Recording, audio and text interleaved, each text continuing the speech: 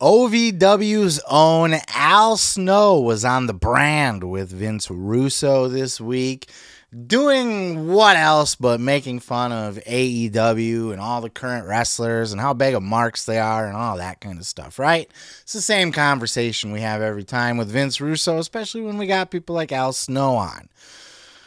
And Al Snow was really on one in this particular episode. And look, I like Al Snow, by the way. I do, but he's definitely one of the stern, strict voices in professional wrestling, right? Really one of the ones that's like, you're a bunch of fucking marks. Shouldn't be doing that out there in the ring. You're going to kill somebody. He was really on that in this particular clip where he made an outright proclamation.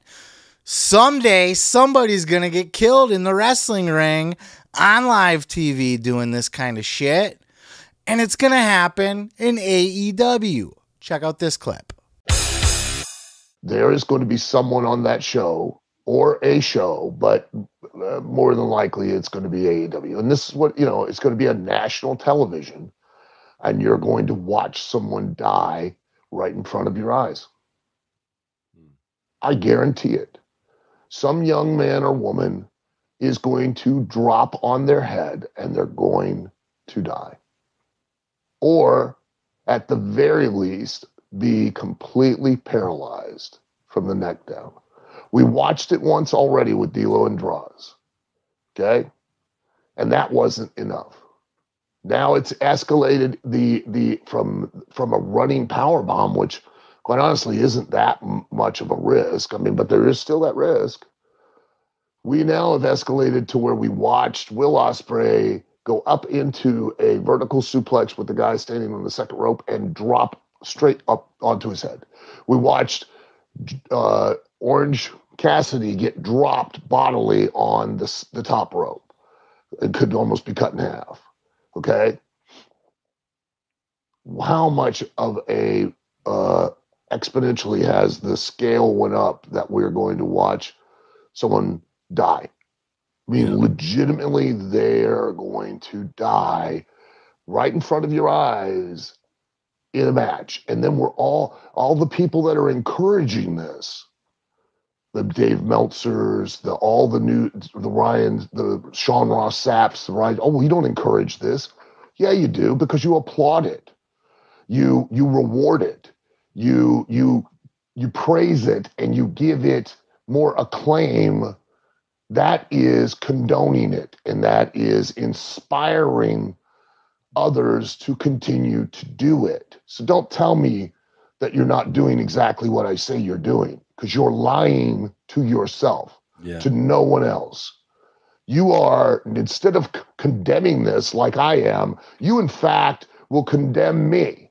You in fact will defend their choices. And you in fact will reinforce those decisions and tell me I'm wrong because I'm trying to sway them from taking that kind of risk.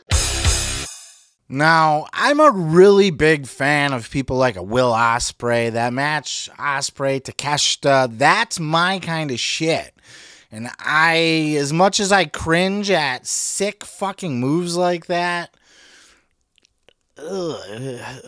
it's dangerous and there's no reason for it, but I enjoy it in some of those contexts. It's a little bit different than just an outright botch. There's this thing in Japan where some of these guys will just do moves that are designed to look like they outright murdered you completely. Kenny Omega does that a lot if you watch his matches. Will Ospreay does that. They do do it a lot together. They do moves that are going to outright murder somebody. Remember, it was the big when Kenny Omega landed on his neck a few months back. That was against Will Ospreay. That criticism remains, despite the fact that I love that kind of wrestling. I love those matches. Now compare that to like just a shitty botch in a match where somebody just gets dropped on their head because they're being careless or stupid or whatever, or you're attempting to do something stupid and you fuck it up. You know, it's a little bit different than some of these Japanese style matches, as it's not so much a botch or I'm a fuckhead idiot that doesn't know what I'm doing. Excuse me. But it's seeking that reaction, right? You have designed, you've built in this spot. Oh, we're going to really make people cringe here. It's the cringe spot. They do that a lot in Japan. But it also happens naturally when people just botch and fuck up. And quite frankly, Al's right here. As much as I love that kind of wrestling, and as much as I like to think Al Snow's the old man yelling at the clouds and he's delusional, and obviously anything said on Vince Russo's podcast is questionable, right? Because I'm not going to take wrestling advice from Vince Russo. Creative advice, I'll hear him out. I'll hear what he has to say about the creative, bro. But I ain't going to take wrestling advice from Vince Russo. Nobody likes the wrestling, bro. He doesn't even know what a fucking soup. He doesn't even know what that move was off the top. It was some kind of suplex gimmick, brainbuster.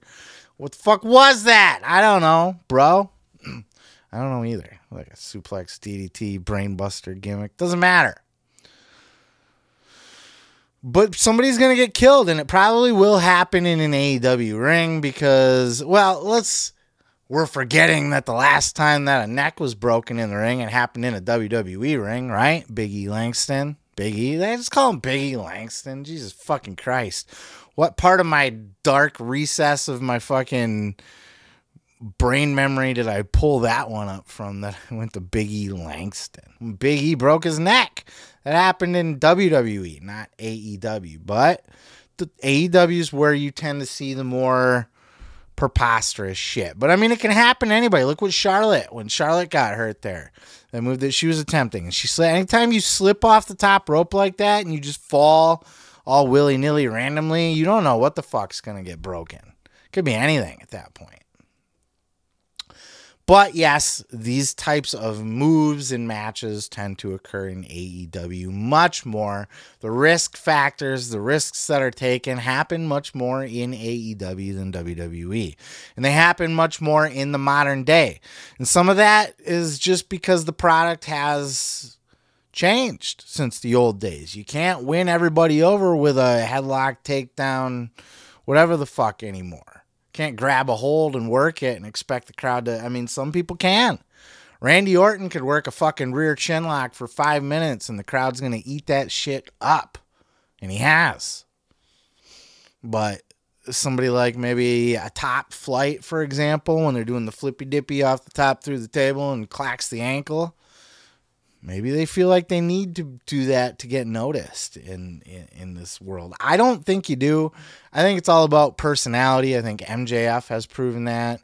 I think guys like a Danhausen, he's over. Orange Cassidy, he's over. Oh, granted, Orange Cassidy wrestles like a maniac. He was in that highlight reel, taking a stupid bump. But for the most part, it's personalities that... Look at Sacco. All the crazy, stupid shit Mick Foley's done, it was Mr. Sacco that really, to this day, he can still... This motherfucker can sell a sock with a smiley face painted on it. But you could argue he had to, for that to have gotten over the way it did, he had to have gotten over in the way he did first, with the Hell in a Cell and shit like that. Well, he had Sacco by the time he did the Hell in a Cell, but you get the point. All the barbed wire, death match, fucking... he had established himself as the hardcore legend before he had the sock on his hand. But you could argue that he needed to first for that to get over. Maybe. It's interesting. I'm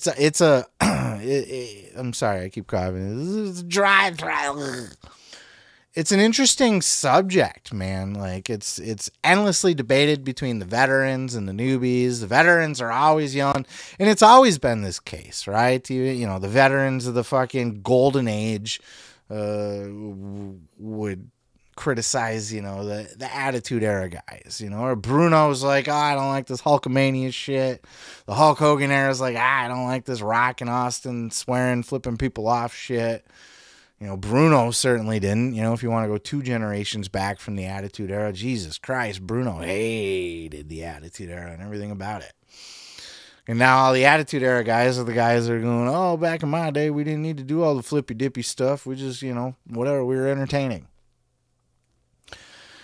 Every generation thinks the next generation does too much. That's inherently part of it. But are they doing too much, and is somebody going to get killed? That's the real thing. I think so. I think you reserve the big stuff for pay-per-views, which, you know, these clips were pay-per-views. Not the Madison Rain. I don't think that happened at a pay-per-view. Like, don't do stupid shit on TV. And botches are always... Look, wrestling's not ballet either. You hear it all the time. People get hurt off the dumbest, silliest, stupidest shit. So somebody can always get hurt. You can get hurt off a fucking hip toss.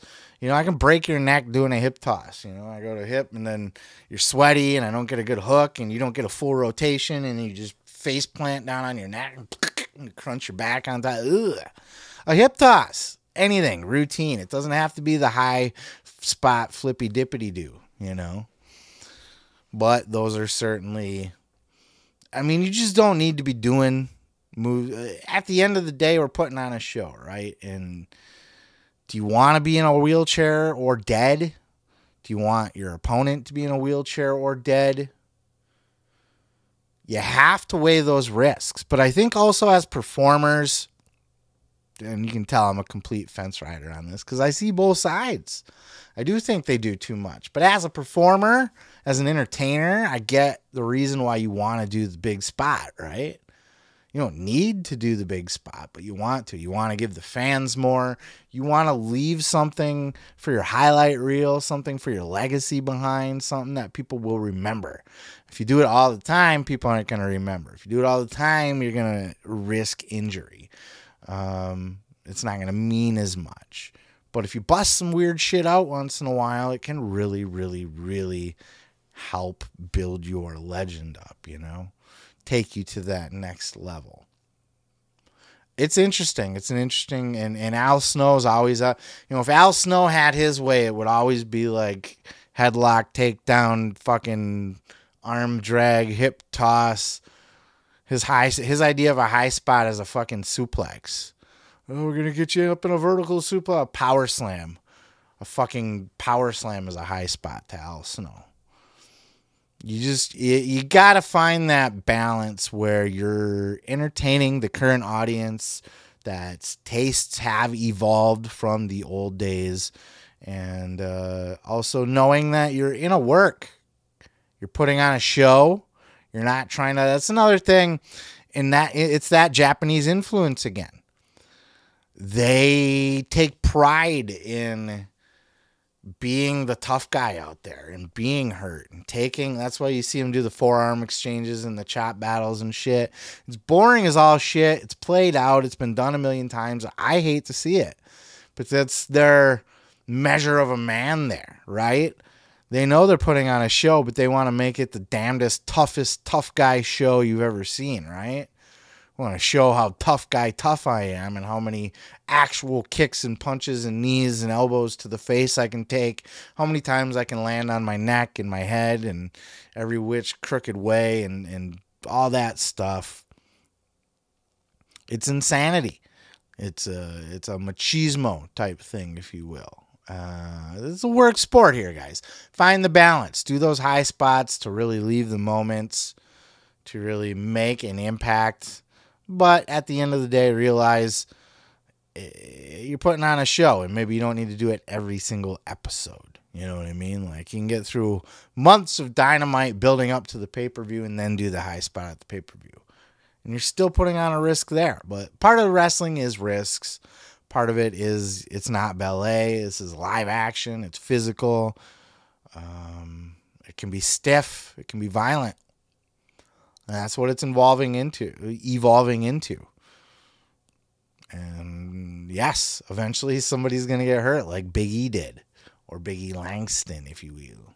Somebody's going to get hurt again. It will continue to happen. But surprisingly, really, honestly, when you look back in my time as a fan, I've been a fan for, 35 years. Very rare. Very, very, very rare. People hurt or, Stone Cold, Draws, that guy that Marty Jannetty fucked up. I mean, it happens, but it's rare-ish. I don't know. I think the line is in the middle somewhere. You can't be fully Al Snow or your product will be boring and no one will care.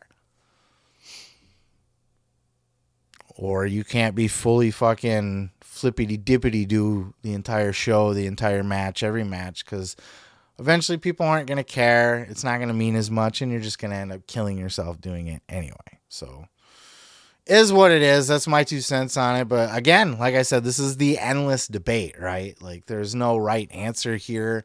It is subjective, and I would love to hear your opinions on it. Do guys need to go harder to entertain you? Are you happy with the speed that they do now? Would you be happy with them letting up a little bit and not killing themselves every show for your entertainment? What do you like out of your wrestling? Are you okay with just a good story? And if that story includes a fucking 5-minute rear chin lock, then so be it. Or do you need to see the action in the ring? I tend to think that's going to be the AEW fans lean more towards the action. And that's why I think it'll happen more in AEW. Why Al is right there, even though the last time we saw a broken neck was in WWE. AEW just, they're more of a work rate company. They're less showman, they're less show, right? They're more action. They are more of a wrestling product at their core than a sports entertainment product. And that's where you're going to see more guys doing more high-risk stuff in their ring. But definitely, let's keep the conversation going, because I'm just, repeating myself now. No good answer to be had, but a good discussion could be had down in the comments below. Let me know your thoughts. I'm going to go ahead and move on to the next.